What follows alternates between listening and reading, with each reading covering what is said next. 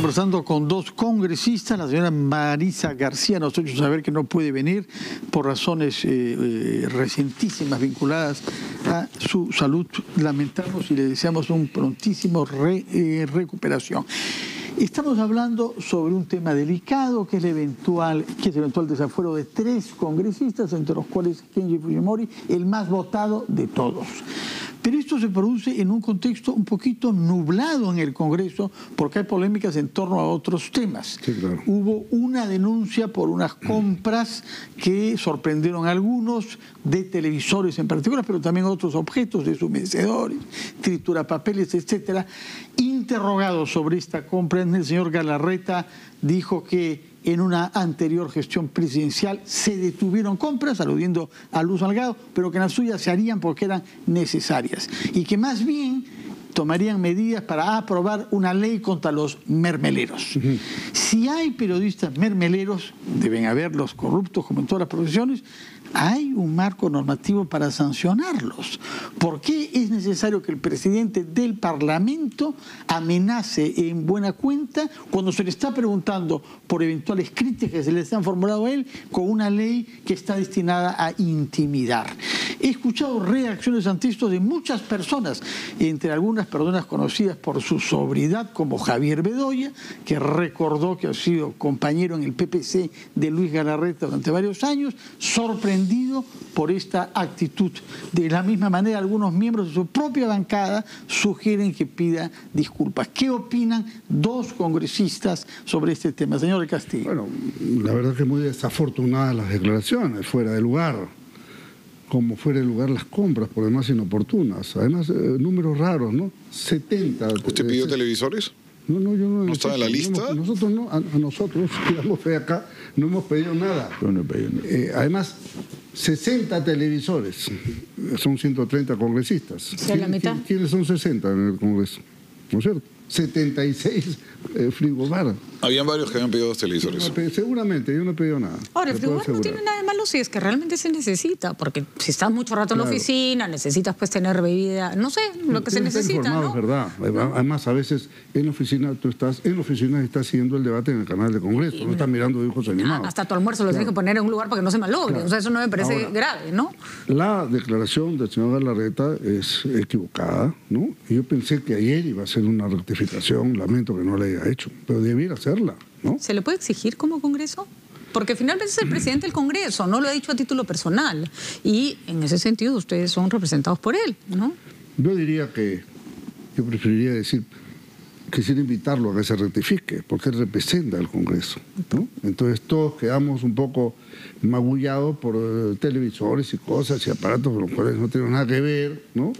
Y el presidente ha dado una declaración, no sé, pues, por qué se habrá sentido presionado o que estaría de mal humor en ese momento y dio una declaración completamente infeliz, ¿no? Pero el problema no solo es que es infeliz la declaración, que lo es, y tampoco creo que sea el problema de que hablemos de televisores o frigobares, podríamos haber hablado de queso fresco, da lo mismo. El hecho es que un congresista no puede usar una ley o un proyecto de ley como amenaza. Que eso es finalmente el fondo del asunto, ya, ¿no? Absolutamente, en eso estoy completamente de acuerdo con ustedes. Además, yo no estoy de acuerdo con esos conceptos.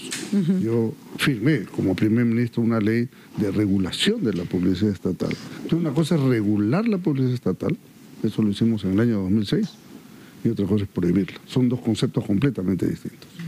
Señor Jorge Caso, sobre este clima en el Parlamento, ¿están desviando sus energías cuando deberían contribuir con leyes razonables para impulsar nuestra reactivación económica? No, es indudable que son absolutamente inapropiadas las respuestas que ha brindado el presidente del Congreso.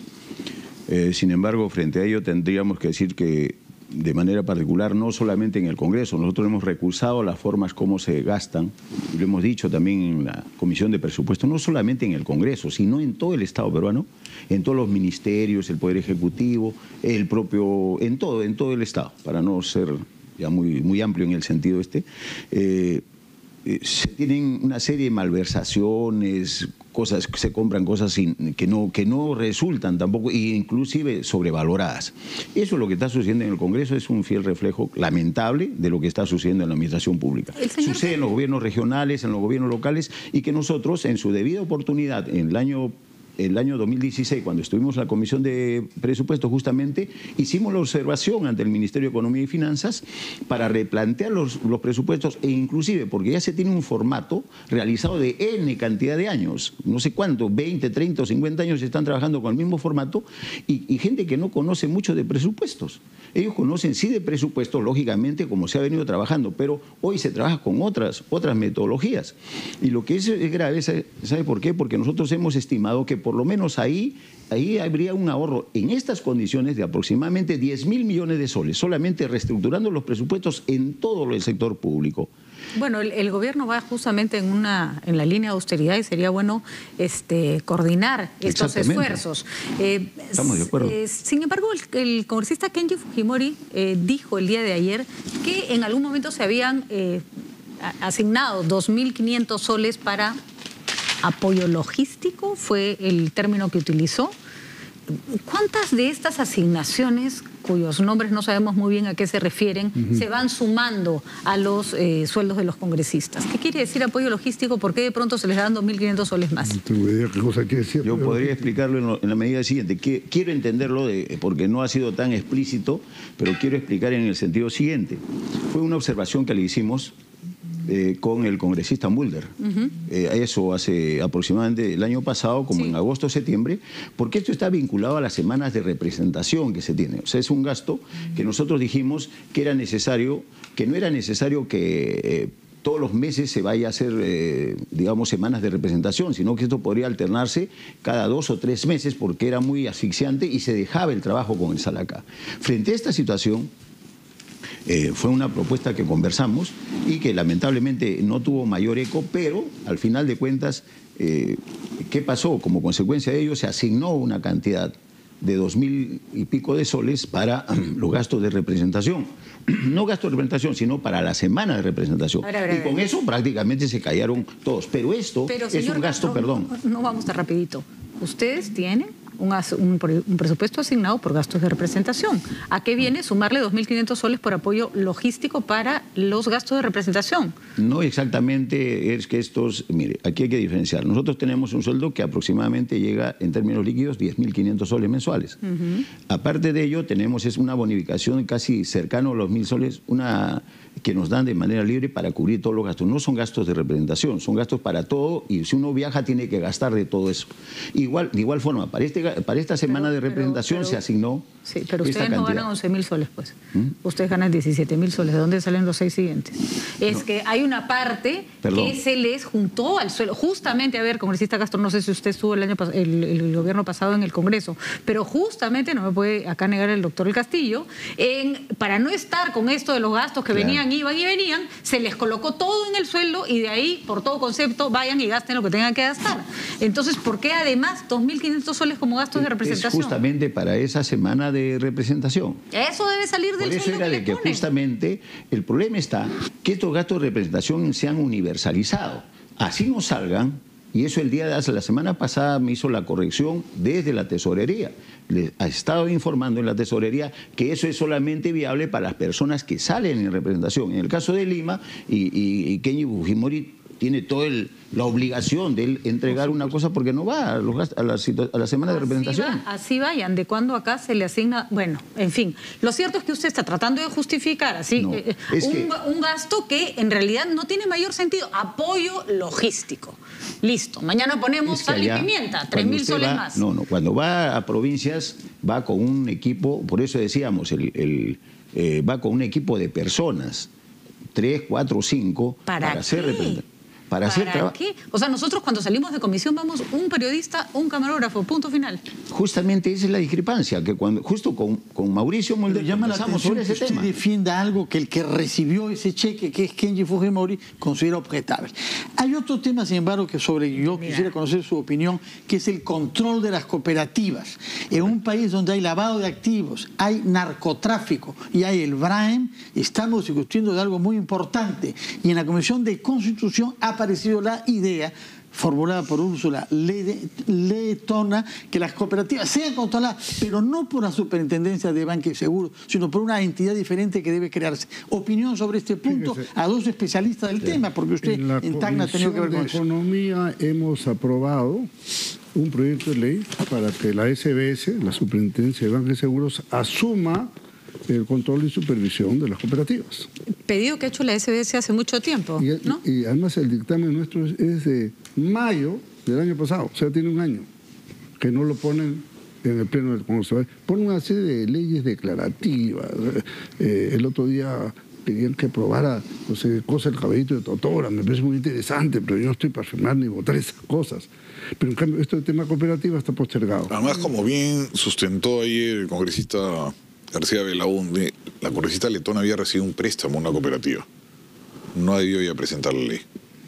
Tengo mis reservas sobre ese argumento, porque con ese conflicto de interés. no podríamos hablar de SBS porque tenemos una cuenta en el banco. No, ¿no lo es mismo. Pero bueno, vamos al tema de fondo, no a la forma.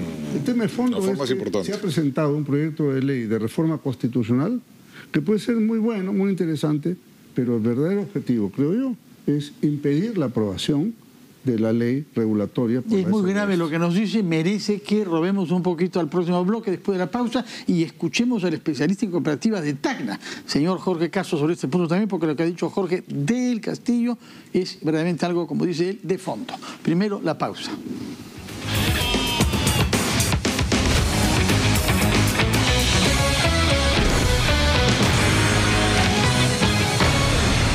Y se había introducido el tema de la situación de las cooperativas en nuestro país.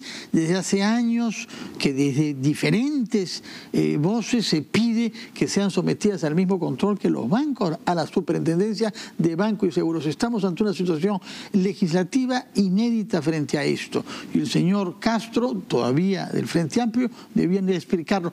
¿Qué se debe hacer para que las cooperativas, que son sistemas de ahorro legítimos, incluidos las pequeñas, no se vean distorsionadas para blanquear dinero, financiar el terrorismo y facilitar el narcotráfico? Ese es el argumento que se ha utilizado para financiar el narcotráfico, que hacen lavado de activos, etcétera. Ese es un tema 180 delincuencial. cooperativas en el Brain, señor Castro. Ese es un tema que es cierto, pero ese es un delito y que hay que perseguirlo, por supuesto. Pero nosotros lo estamos viendo desde también del otro ángulo, que esa es una realidad económica que definitivamente, de una u otra manera, les permite acceder al crédito a los sectores más bajos de la comunidad que no tienen acceso al sistema financiero. Por eso es de que necesitamos ajustar la ley, ajustar las normas de tal manera que se permita la supervisión de en este caso, se puede hacerse a través de la Superintendencia de Banca y Seguros, que el día de ayer hemos conversado en horas de la tarde, para encontrar una salida. Frente a este tema, la salida es poner, digamos, en 3 niveles las cooperativas mucho más pequeñas, en nivel 1, que van a tener que cumplir determinado tipo de requisitos, el segundo nivel, que van a ser un tanto más exigentes, y las del tercer nivel, ya que tienen muchas más obligaciones, es indudable de acuerdo al sistema bancario. Lo importante es sacar adelante la ley. Exactamente, estamos de acuerdo. Votemos a favor de eso, ¿no? Y sacamos la ley adelante, y esta iniciativa Úrsula Letona se discutirá en algún momento. Pero ahora lo importante es sacar la ley y no dejar la sensación de que estamos un año meciendo el tema, no se aprueba la ley, se aprueban tonterías realmente y no se pasa una ley de fondo como esa, en que está haciendo un daño terrible. 190 cooperativas en el Brain, más las que dan las garantías Bamba, las cartas fianzas Bamba, etcétera. Ya sabemos. Entonces, además, en los proyectos de ley presentados por la SBS está precisamente esa categorización. Nivel 1 hasta 600 UIT, nivel 2 hasta mayor de 600 UIT y hasta 65.000 UIT, y nivel 3 mayor de 65.000 UIT. O sea, eso ya está. Es darle vuelta al rulo, en realidad. Es un proceso progresivo. Por ejemplo, el 1 de enero de 2019 se inscriben, ¿no es cierto? Se hace esa categorización y se les da el seguro de ahorros. Para que si hay un bandido que se desaparece con la plata, entonces le pueden reponer hasta tanto, ¿no? Y siguen en los diversos años otros mecanismos de implementación hasta llegar a las más grandes. ¿Cuál es el miedo? ¿Cuál es el problema? ¿Cuál es el miedo, señor Castro? No, estamos de acuerdo, por eso que nos hemos puesto de acuerdo en función de lo que estamos conversando y que cada día se tiene que aclarar y poner mucho más en blanco y negro de tal manera que nos permita, porque aquí hay una, vuelvo a insistir, hay una realidad económica que tenemos al margen de lo que es del BRAE. Esa es una preocupación que es lógico, hay que perseguir el delito, pero definitivamente en las ciudades, en el Perú, hay muchísimos que necesitan, como en Arequipa, en Tacna, en Lima, mucho más, todavía tremenda ciudad, 10 millones de habitantes donde 3 o 4 millones necesitan acceder al crédito. ¿Sabe cuál es el problema, congresista Castro? Hasta el momento hay 500 cooperativas de ahorro y crédito que no tienen ninguna supervisión. Manejan 11 millones de soles. Y usted tiene razón, hay gente que necesita acceso al crédito, pero cuando esa gente que necesita acceso al crédito sea estafada y alguien se desaparezca con su plata, nadie los va a proteger. Eso es lo que usted está defendiendo. Pero no. Por eso que estamos viendo cómo tiene que supervisar la superintendencia de Banca y Seguros y asegurar, como hablábamos, los depósitos de cada uno de ellos. Me encantaría que el doctor Castillo le explique que hace meses que eso está planteado. Seguir discutiéndolo es una manera de seguir postergándolo. Son 12 años que se está discutiendo eso. Bueno, vamos a nuestro periodo. Hace un año está el dictamen de economía y no se quiere poner ni siquiera consideración del Pleno. Así hay cosas que pasan. Acaba de resolverse las concesiones, por ejemplo, los lotes petroleros. Sí. ¿No? Es un tema también preocupante. Derogado, ¿no? Sí, claro. Derogado el contrato de exploración. A mí me preocupa, ¿sabe qué?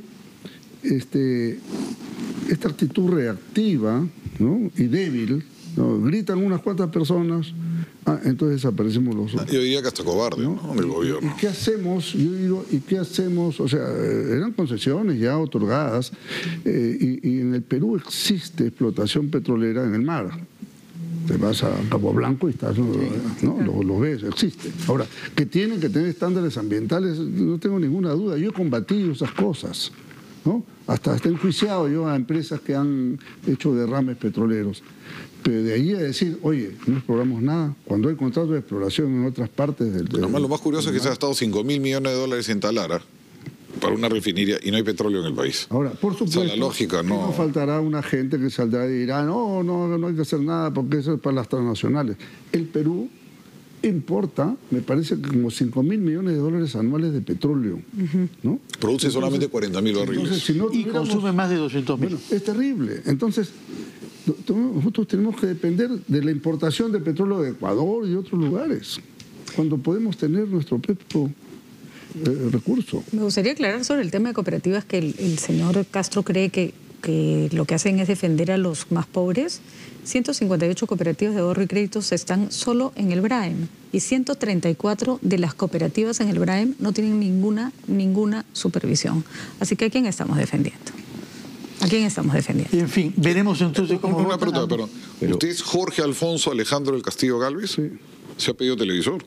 Sí, 201-700-409 del 7 de junio del 2017. Es que me acaba de decir que no, pues, y acá está. Imagínate que va a estar pendiente de un televisor. No, pero a usted me lo negó al comienzo y sí lo ha pedido. Porque no tengo memoria yo de si pedí o no pedí un televisor. Dígame, no me acuerdo. Bueno, pues no me acuerdo. No me mienta, pues, porque sí está acá. Pero fíjese lo trascendente de la noticia. Estamos hablando de los lotes petroleros. No. Usted al comienzo me mintió porque me dijo que no había pedido televisor. Entonces me he dado el trabajo de buscar y Jorge Alejandro, no sabía que se llama tan largo, Jorge Alfonso Alejandro del Castillo Galvez ha pedido un televisor. ¿Qué importancia tiene, Aldo? No, lo sé que no tiene importancia y lo de petróleo, pero no me lo minimice. Me ha mentido en su momento porque usted ha hablado mal de los compañeros, de la gente que ha pedido televisor, etcétera, y usted también pidió televisor. No estoy de acuerdo con la pedida del televisor. Y si se pidió fue en una época y ese tema ya se resolvió. No me interesa un televisor. Yo también pedí televisión. Más bien permítame, Fernando, hacer una breve reseña de qué día es hoy. Hoy, 23 de mayo de 1923, se formó lo que se conoce como la Alianza Obrero Estudiantil. El origen del APRA. El corazón de Jesús. El origen del APRA, ¿no es cierto? Entonces, anoche estuvimos ahí en la calle Huérfanos, que es donde está una placa recordatoria, y dimos un homenaje que es parte de la partida de nacimiento del APRA, de sus cimientos, ¿no? Y fue una cosa muy emotiva y yo quería mandar un saludo a todos mis compañeros del Perú, porque esta es una fecha para nosotros de enorme trascendencia. La muerte del obrero. Naturalmente, naturalmente. Muchas gracias por recordarnos esto. Fernando, porque... discúlpeme que lo interrumpa. Ha salido ayer un acuerdo muy importante del jurado de elecciones, muy importante, que permite en el APRA y todos los partidos donde, por ejemplo, hay problemas de dirigencia nacional, el jurado dice, el hecho que no haya dirigencia inscrita no impide que se pueda postular por ese partido. De acuerdo, eso naturalmente es muy bueno. Permite que el APRA tenga candidatos en las elecciones del 7 de octubre. Gracias por recordarnos esa fecha histórica que en el presente, en el siglo XXI, vivimos de lo que nuestros ancestros han hecho. Hay una tradición republicana que debemos valorar para mejorar la autoestima de nuestro país y saber que las batallas difíciles que llevamos ahora tienen una historia y tienen un aliento que viene de lejos. Felicitaciones también por el pleno de ayer, que estuvo dedicado exclusivamente al tema de la violencia contra mujer y en la que se consiguieron votos por unanimidad. No sé si todas las cosas que hubieran sido necesarias, pero por lo menos hemos dado un pequeño paso. Patricia, ¿o no?